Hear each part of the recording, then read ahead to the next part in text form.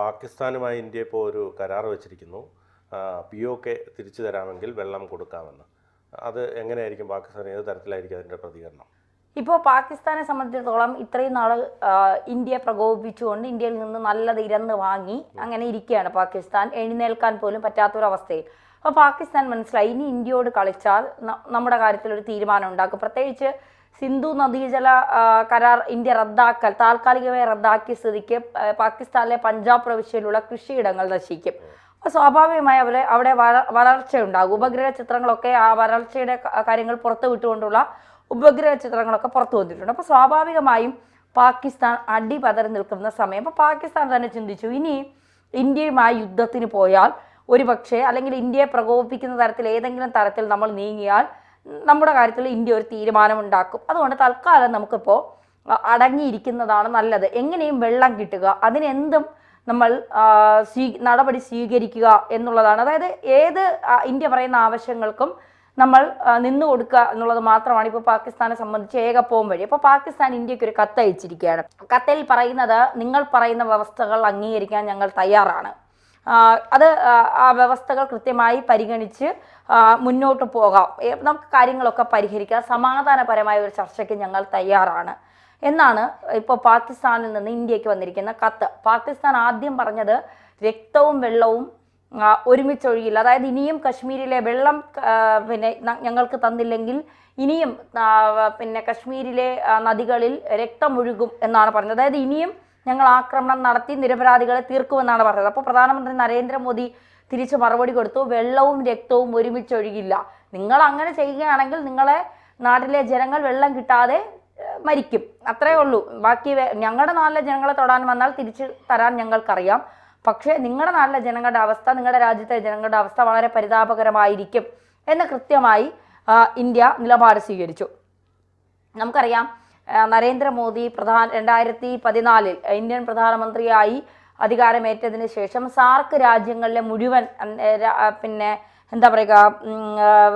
മുഴുവൻ ആളുകളെയും, മുഴുവൻ നേതാക്കളെയും അദ്ദേഹത്തിൻ്റെ പ്രധാനമന്ത്രി പദത്തിലേക്കുള്ള ചടങ്ങിലേക്ക് വിളിച്ചിരുന്നു. അന്ന് നേപ്പാൾ, ഭൂട്ടാൻ ഉൾപ്പെടെയുള്ള രാജ്യങ്ങൾ, പാകിസ്ഥാൻ ഉൾപ്പെടെയുള്ള രാജ്യങ്ങളുടെ നേതാക്കൾ ഇന്ത്യയിലേക്ക് വന്നിരുന്നു. പ്രധാനമന്ത്രി നവാസ് ഷെരീഫായിരുന്നു അന്ന്. അദ്ദേഹവുമായി മോദി നിൽക്കുന്ന ചിത്രങ്ങളൊക്കെ പിന്നീട് വളരെ ഞെട്ടലോടെയാണ് ഇന്ത്യ കണ്ടത് എന്നുള്ളത്. 2004 വാജ്പേയി സാർക്ക് ഉച്ചകോടിയിൽ പങ്കെടുക്കാൻ പോയിട്ട് പാകിസ്ഥാനിൽ എത്തി എന്നതൊഴിച്ചാൽ ഈ 10 വർഷത്തിനിടയ്ക്ക് മൻമോഹൻ സിംഗിൻ്റെ കാലത്ത് പോലും പാകിസ്ഥാനും ഇന്ത്യയും തമ്മിൽ വളരെ നല്ല ബന്ധത്തിലല്ലായിരുന്നു. മൻമോഹൻ സിംഗ് പാകിസ്ഥാനിൽ പോയിട്ടുമില്ല. പക്ഷേ 2014 പ്രധാനമന്ത്രി നരേന്ദ്രമോദി അധികാരത്തിലേറ്റതിനു ശേഷം പ്രധാനമന്ത്രി ഒരു സർപ്രൈസ് വിസിറ്റ് പാകിസ്ഥാനിൽ നടത്തി. അന്ന് നവാസ് ഷെരീഫായിരുന്നു പാകിസ്ഥാൻ പ്രധാനമന്ത്രി. അത് വലിയ ചർച്ചയായിരുന്നു. ഒരു ഇന്ത്യൻ പ്രധാനമന്ത്രി പാകിസ്ഥാനിലേക്ക് പോകുന്നു, അതും നേരത്തെ പോയതും BJPയുടെ ഒരു നേതാവ് തന്നെയാണ്. അടൽ ബിഹാരി വാജ്പേയി ആയിരുന്നു പ്രധാനമന്ത്രിയായിരുന്നു. അടൽ ബിഹാരി വാജ്പേയി അന്ന് ലാഹോറിൽ നിന്ന് ബസ് യാത്രയൊക്കെ നടത്തിയതൊക്കെ വലിയ ചർച്ചയായിരുന്നു. വലിയ മാധ്യമ ശ്രദ്ധയൊക്കെ പിടിച്ചു പറ്റിയൊരു അതായിരുന്നു. അതിനുശേഷം പിന്നീട് പോകുന്നത് ഇന്ത്യൻ പ്രധാനമന്ത്രി നരേന്ദ്രമോദിയാണ്. അന്ന് അവർ തമ്മിൽ സംഭാഷണങ്ങളൊക്കെ നടത്തിയതും മോദിയുടെ വിസിറ്റും ഒക്കെ വലിയ രീതിയിലുള്ള ചർച്ചയായിരുന്നു. അതോടുകൂടി സമാധാനപരമായി ഇന്ത്യ പോകും എന്നൊക്കെ, ഇന്ത്യയും പാകിസ്ഥാനും സമാധാനപരമായി പോകുമെന്നൊക്കെയാണ് നമ്മൾ കരുതിയത്. ഈ 2004 ശേഷം പിന്നീട് ഇന്ത്യയും പാകിസ്ഥാനും തമ്മിലുള്ള ഒരു ബന്ധവും ഇല്ലായിരുന്നു. അതിന് കാരണം 2005, 2006, 2007 ഒക്കെ ഇവർ നിരന്തരം നമ്മളെ ആക്രമിച്ചുകൊണ്ടിരുന്നു.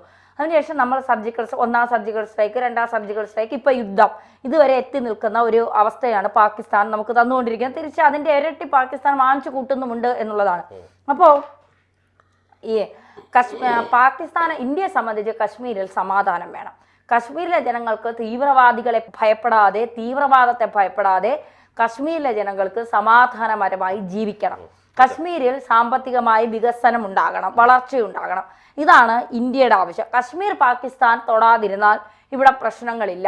മറ്റൊന്ന്, പാകിസ്ഥാൻ നമ്മുടെ ചില അധികാരികളുടെ, ചില നേതാക്കന്മാരുടെ മന്ദബുദ്ധിത്തരം കാരണം നമ്മൾ കുറേ സ്ഥലം പാകിസ്ഥാൻ വിട്ടുകൊടുത്തു, പാകിസ്ഥാൻ പിടിച്ചെടുത്തു എന്നാണ് പറയുന്നത്. അതിന് POK, പാക് അധീന കശ്മീർ എന്നാണ് പറയുന്നത്.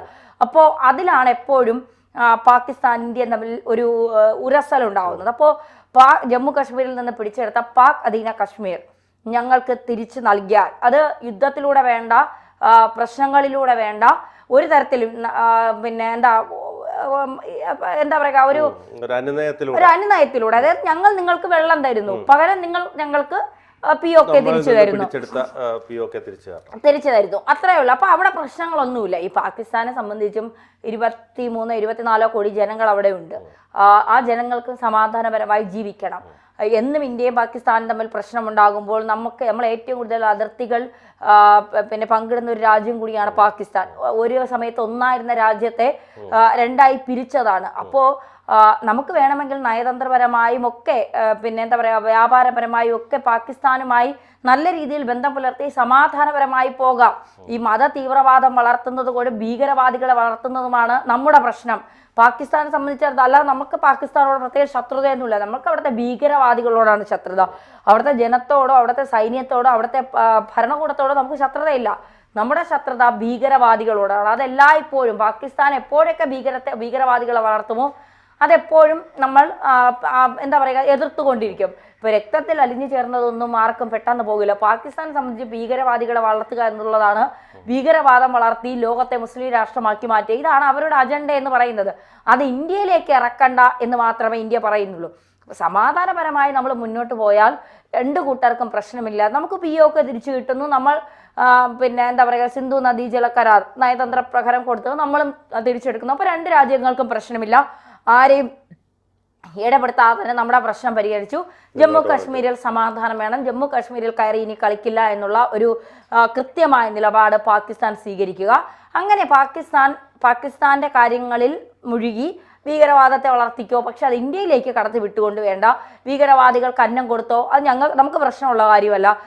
മതത്തെ വളർത്തിക്കോ, മത തീവ്രവാദത്തെ വളർത്തിക്കോ, മദ്രസകളിലും നിങ്ങളുടെ പിന്നെ എന്താ പറയുക പട്ടാള സൈനിക മേഖലയൊക്കെ നിങ്ങൾ ഭീകരവാദികളെ വളർത്തിയെടുത്തോ, അതൊന്നും ഇന്ത്യ ബാധിക്കുന്ന വിഷയങ്ങളല്ല. പക്ഷേ ഇന്ത്യയിലെ ജനങ്ങൾക്ക് സമാധാനം വേണം. അത് തകർക്കാൻ പാകിസ്ഥാൻ ഇനിയും ശ്രമിച്ചാൽ വെള്ളം കൂടി മുട്ടിച്ച് പാകിസ്ഥാനെ തീർക്കുമെന്നുള്ള തന്നെയാണ് ഇന്ത്യ എടുക്കുന്ന നിലപാട്. ഇന്ത്യയുടെ ഒരു ബുദ്ധി ഒന്ന് ആലോചിച്ച് നോക്കണം. ഇന്ന് വരെ ആരും ചിന്തിക്കാത്ത ഒരു കാര്യമാണ് പ്രധാനമന്ത്രി നരേന്ദ്രമോദി ആദ്യത്തെ ഈ പഹൽഗാം ഭീകരാക്രമണം നടന്ന പിറ്റേ ദിവസം എടുത്ത നിലപാടെന്ന് പറയുന്നത്. നയതന്ത്രപരമായ പ്രകാരം ഈ വാഗ അട്ടാരി അതിർത്തിയൊക്കെ അടച്ചപ്പോഴും നമ്മൾ അത്രയും പ്രതീക്ഷിച്ചില്ലെങ്കിൽ പോലും ഈ സിന്ധു നദീജല കരാർ റദ്ദാക്കിയപ്പോൾ ആളുകൾ ചോദിച്ചു, ഇത് കൊടുത്തില്ലെങ്കിൽ അവർ വേറെ എവിടെയെങ്കിലും വെള്ളം എടുക്കൂല, ഇതല്ലല്ലോ നമ്മൾ സൈനികർ കയറി അടിക്കണം, അതാണ് നമ്മൾ ആവശ്യപ്പെടുന്നത്. പക്ഷെ അതല്ല, ഈ പ്രകാരമാണ് പാകിസ്ഥാൻ ഇപ്പോൾ ഇന്ത്യയുടെ കാല് പിടിപ്പിക്കുന്ന തരത്തിലേക്ക് കൊണ്ടെത്തിച്ചിരിക്കുന്നത് എന്നുള്ളതാണ് യാഥാർത്ഥ്യം എന്ന് പറയുന്നത്. അപ്പോൾ എന്ത് ദീർഘവീക്ഷണം നരേന്ദ്രമോദിക്കുണ്ട് എന്നുള്ളതാണ് നമ്മൾ ഇതിൽ നിന്ന് മനസ്സിലാക്കാൻ കഴിയുന്നത്. കര വ്യോമ നാവിക സേനകളെ കൊണ്ട് അടിക്കുക മാത്രമല്ല, ഇവൻ്റെയൊക്കെ നട്ടലൊടിക്കണമെങ്കിൽ ഈ തരത്തിലുള്ള ഒരു പ്രഹരം കൂടി കൊടുക്കണം എന്ന്. കാരണം ഇങ്ങനെ ഒരു പ്രഹരം കൊടുക്കുമ്പോൾ വാലും ചുരുട്ടി ഇവനൊക്കെ നമ്മൾ പറയുന്നത് കേട്ട് നമ്മുടെ മുന്നിൽ വന്ന് ഓച്ചാനിച്ച് നിൽക്കേണ്ട അവസ്ഥ വരും. എന്ത് വേണമെങ്കിലും ചെയ്യാം, വെള്ളം എന്ന് പറയുന്ന ഒരു അവസ്ഥയിലേക്ക് വരുമ്പോൾ നമ്മുടെ ഡിമാൻഡുകൾ നമ്മൾ വയ്ക്കും. അത് അംഗീകരിച്ച പാകിസ്ഥാൻ മതിയാവും. അങ്ങനെ POK നമുക്ക് കിട്ടുമെന്ന കാര്യത്തിൽ സംശയം വേണ്ട.